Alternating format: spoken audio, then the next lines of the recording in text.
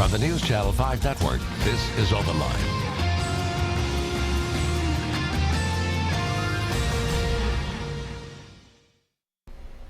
Good evening, everyone, and welcome to Open Line. I'm Carrie Sharp. Glad you're with us tonight. We're going to do things a little bit different tonight. Instead of taking your phone calls, we're going to recap day one of the Vanderbilt rape retrial of Brandon Vandenberg. If you've been gone all day, haven't been able to be close to a TV or computer, we're going to catch you up to speed because we know a lot of people keep a close eye on these trials. Again, this is the second time that Brandon Vandenberg is on trial for rape, 8 counts in all. And tonight what we're going to do, we're going to take a look at what happened in court today, where there's some motions filed early on. They didn't have much consequence to what happened for the rest of the day. Then we had opening statements and 2 witnesses take the stand. We're really going to key in on those opening statements tonight. So we're going to get you up to speed, starting with Chris Conti. He's our guy in the courtroom. He's going to explain what happened in this first day of this trial. Good morning. If you were to liken the Vanderbilt rape retrial to a marathon, then consider this the starting gun. Lawyers came out of the start gate at a sprint. And Judge, I object to him interrupting me before I finish. And this was before the jury had been brought in.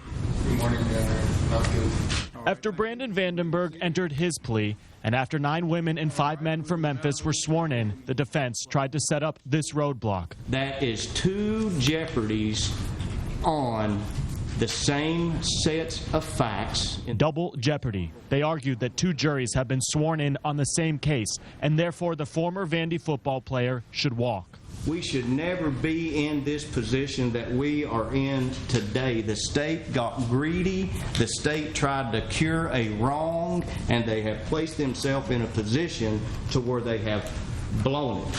This court must dismiss this case. He is not being placed twice in jeopardy. The judge denied their motion, and the race continued on with opening statements. So they take her out like a piece of trash and throw her face down in the hall. For a third time, prosecutors told the jury about those fateful morning hours at Gillette Hall when Vandenberg carried an unconscious female student into a dorm room, then recorded on his cell phone as his teammates raped her. You'll find not only he violated the laws of Tennessee, but the very laws of human decency. Defense attorneys, though, argued the 22-year-old shouldn't be held responsible for other people's actions. You're going to see Mr. Vandenberg do some things that he shouldn't have done. Only the start of what is likely to be a weeks-long race for justice. In the courtroom today. Now, the big thing that happened, the lawyers for both sides laid out their opening statements in this case. It's kind of a roadmap for the jury to start to follow and to say, this is how we're going to lay things out. This is what you will see. So let's key in on that. We're going to first hear from the prosecution because they were up first. It always happens like that. General Tom Thurman is the one who laid out the opening statements for the prosecution side.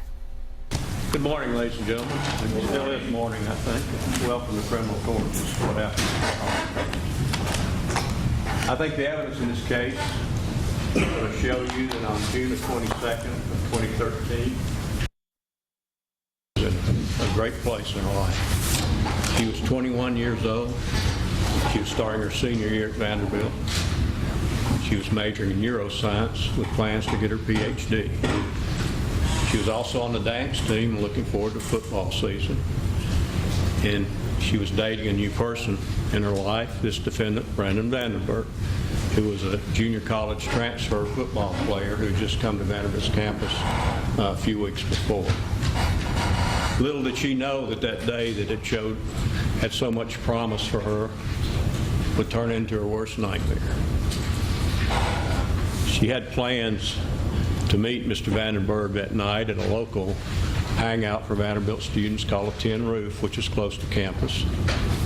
And as college students do on that Saturday night, she got together with several of her girlfriends prior to going to the Tin Roof, and she had a drink, a gin and tonic, what they call pre-gaming, I think, in college.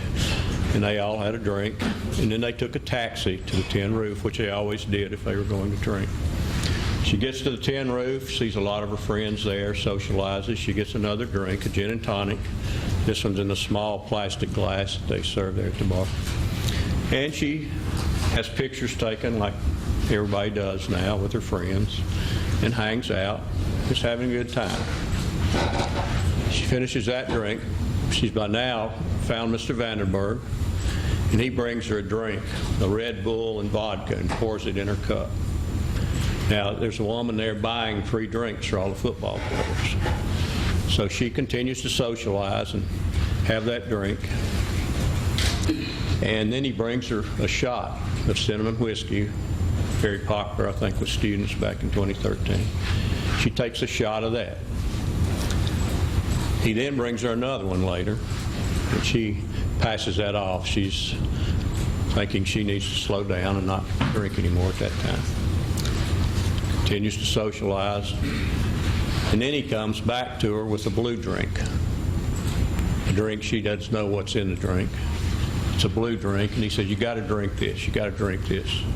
It's a California Long Island tea. You got to do this." And she takes a drink of the blue drink.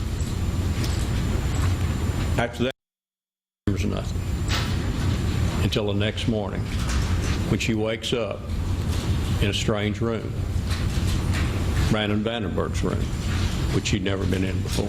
I think the evidence will show that Mr. Vandenberg left Tin Roof in a taxi, and they went to her apartment, which was close by. Once they got to the apartment, he got her in her car, and he drove her to his dorm on Vanderbilt campus, Gillette Hall.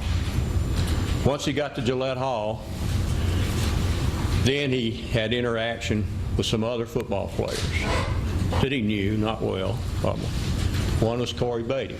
Mr. Beatty had just been upstairs with a girl that he'd taken up to his room, and he'd brought her down to leave. And his friends, Brandon Banks and Jaborian McKenzie, had both gone down to get some food to bring back for them, and also to bring Mr. Beatty some food. They'd been to a party earlier that night themselves. So all of them intersect right there in front of Gillette Hall. They have a conversation. You'll see the video. They look into the car and laugh. He was incapacitated. And they decide to go up to Mr. Vandenberg's room. Mr. Vandenberg gets her out of the car and carries her into the dorm. And Mr. Banks goes with him on the elevator, and the other two go up the steps to get to the second floor where Mr. Vandenberg's room is. And you'll see surveillance video. They get off the elevator and they drop her like a load of groceries on the floor. And they're laughing. It's funny. And you'll see on the video how Mr. Banks and Mr. Vandenberg take out their cell phones. They're taking pictures of her. Taking pictures of her vaginal area and just taking pictures. And you'll hear Mr. Vandenberg's voice that he's upset that his cell phone's running down on him. They then take her and put her in front of Mr. Vandenberg's room, and then they move her inside. Mr. Vandenberg has a roommate, Mr. Prelow, who you'll hear testify. He was asleep in the upper bunk, and he'll tell you what he heard and saw next. As soon as they get in the room, Mr. Vandenberg says, a little more gross language than that. And he goes and gets some condoms that he has in the room and hands them out. It doesn't take Mr. Beatty long to get with the program. We don't know exactly what was said out there in the hall. But Mr. Beatty initially, right away, starts penetrating her, pulling her underwear down and putting his finger in her vagina, putting his finger anally into her. And then Mr. Banks gets into the game. A plastic bottle is taken and inserted into her anally. Mr. Banks is there screwing the bottle like this. And then Mr. Beatty, all this is very quick, gets and tries to have vaginal sex with her. That's all happening. And what's Mr. Vandenberg doing at this time? He's videoing it. He's videoing it, and he's encouraging him. Well, you will hear him on the video. You will hear him telling Mr. Banks, squeeze that thing, squeeze that thing, squeeze that thing. You'll hear him telling Mr. Beatty, you ain't even hard, dude. giving instructions, encouraging, and then you'll hear him laughing. He thinks it's hilarious that this woman that trusted him is being sexually assaulted right in front of him. You'll hear him taunting her, saying, "You want to go back to the tin roof? You want to go back to the tin roof?" While she's laying there unconscious. After that, Mr. Beatty puts his penis in her mouth in attempting to get an erection. He then goes back, has vaginal sex with her. Mr. Banks also goes down and opens up her vagina with his finger and takes close-up pictures of it.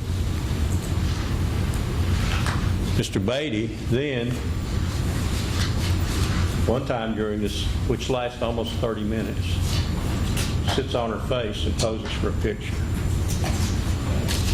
You'll see that picture. Now, Mr. Vandenberg wants to get into action during this. He's taking his clothes off. He's over there trying to get an erection. On water on himself. He's having a hard time getting an erection. So what does he do?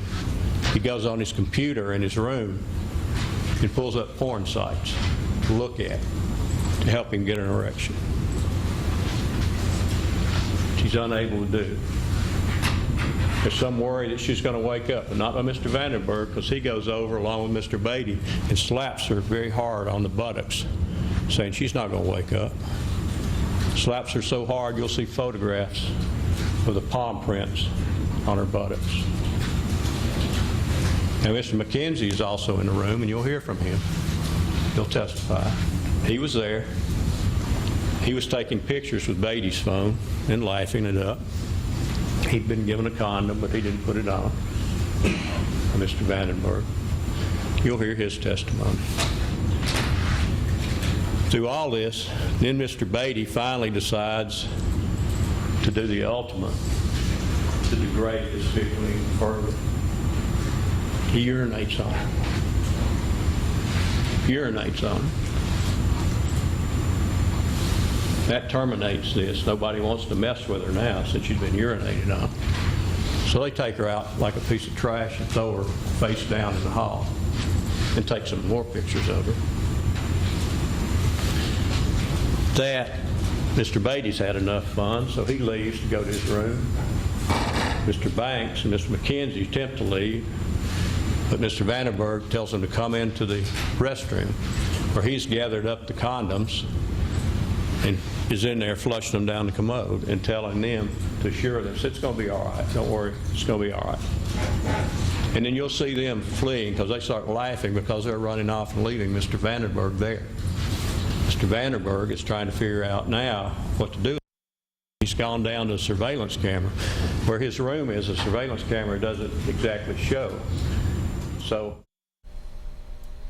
certainly is a lot to stomach, and you can see what the jury has ahead of them. We're going to take a quick break. When we come back, more from the prosecution.